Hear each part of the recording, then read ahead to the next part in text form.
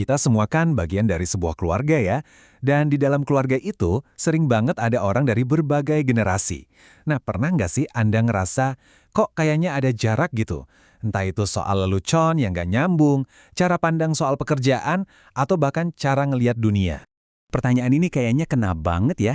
Nah, ternyata di balik semua perbedaan itu ada penjelasannya loh. Setiap generasi itu unik karena mereka dibentuk sama dunia tempat mereka tumbuh dewasa.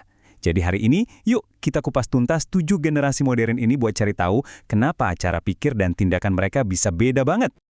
Oke, ini dia peta perjalanan kita. Mulai dari generasi sunyi yang super tangguh, sampai nanti kita ngintip sedikit ke generasi beta yang baru akan lahir. Kita bakal kenalan satu persatu dan bongkar apa sih yang bikin mereka jadi diri mereka. Yuk kita mulai dari yang paling dasar. Kita mulai dari 2 generasi yang jadi fondasi dunia modern pasca perang. Prinsip hidup dan etos kerja mereka itu ngebentuk banyak banget hal yang kita kenal sekarang.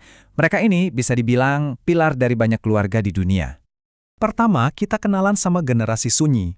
Mereka ini adalah generasi kakek nenek buyut kita. Kenapa namanya sunyi atau silent?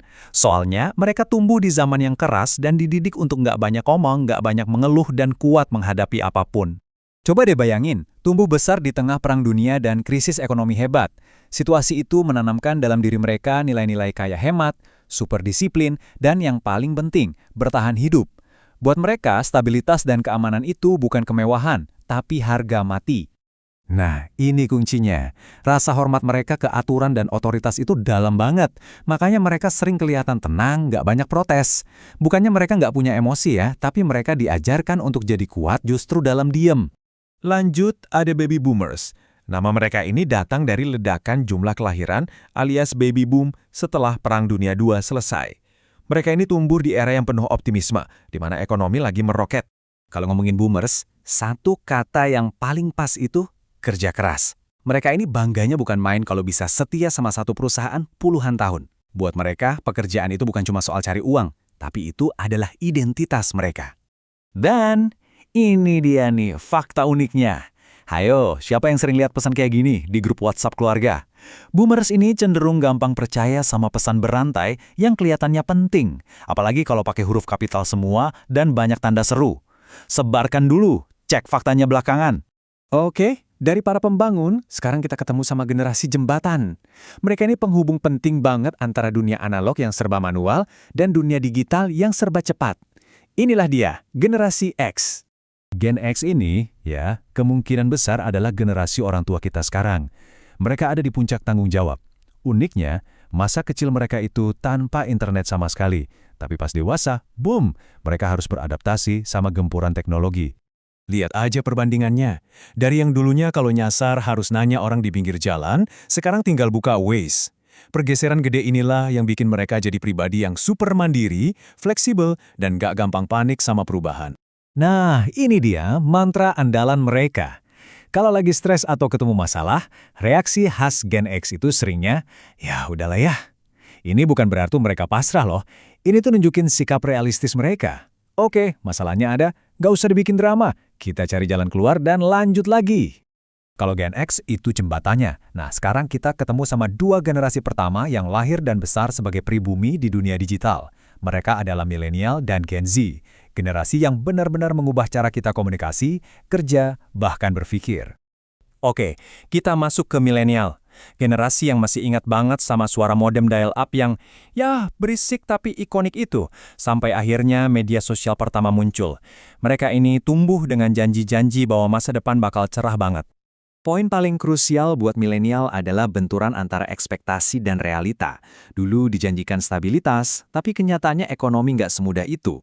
Inilah yang mendorong mereka jadi generasi pertama yang berani ngomongin soal burnout dan pentingnya kesehatan mental secara terbuka. Sekarang, kita lihat adiknya milenial, Gen Z. Mereka ini generasi yang nggak kenal dunia tanpa internet. Buat mereka, media sosial dan informasi yang datang dalam sekejap itu bukan hal baru. Tapi ya, emang dunianya begitu dari dulu. Tumbuh besar di tengah banjir informasi bikin Gen Z jadi super kritis. Mereka nggak akan ragu buat mempertanyakan sesuatu yang menurut mereka nggak masuk akal. Mereka juga vokal banget soal batasan pribadi atau boundaries, dan jago ngenalin perilaku yang nggak sehat atau toksik. Nah, kalau soal humor, Disinilah kita semua kadang mulai garu-garu kepala. Lelucon Gen Z itu sering kali absurd dan nggak ada hubungannya, kayak meme kucing geprek atau lelucon aneh lainnya. Buat generasi lain, mungkin, hah, apaan sih? Tapi buat Gen Z, makin nggak nyambung dan absurd, ya makin lucu. Kita beralih ke generasi yang paling muda, yang dari hari pertama lahir ke dunia, udah disambut sama layar dan algoritma. Dunia mereka ini benar-benar beda dari apapun yang pernah kita bayangkan sebelumnya. Kenalan sama generasi Alpha. Mereka ini anak-anak yang mungkin jarinya udah lebih lincah nge-swipe tablet daripada megang pensil. Mereka adalah generasi screen first sejati, di mana batas antara dunia digital dan dunia nyata itu tipis banget. Cara mereka belajar dan ketawa itu levelnya udah beda lagi. Semuanya serba instan, visual, dan dikendalikan algoritma. Inilah yang melahirkan humor kayak skibidi toilet atau suara-suara aneh yang diulang-ulang. Mungkin bikin kita bingung ya, tapi bagi mereka, dunia digital itu ya taman bermainnya. Dan terakhir, kita intip sedikit masa depan, generasi beta. Prediksinya, buat mereka nanti, kecerdasan buatan atau AI itu bukan lagi hal yang canggih. Itu bakal jadi hal biasa, kayak listrik atau internet buat kita sekarang. Dengan semuanya serba otomatis, tantangan terbesar mereka mungkin bukan lagi soal teknologi, tapi soal gimana caranya tetap jadi manusia. Setelah kita jalan-jalan melintasi 7 generasi, ada satu benang merah yang jelas banget kan? Setiap generasi itu adalah cerminan dari zaman mereka dibesarkan. Dari ketangguhan generasi sunyi sampai dunia serba digitalnya Gen Alpha. Nah, ini akhirnya membawa kita ke sebuah pertanyaan besar untuk kita semua.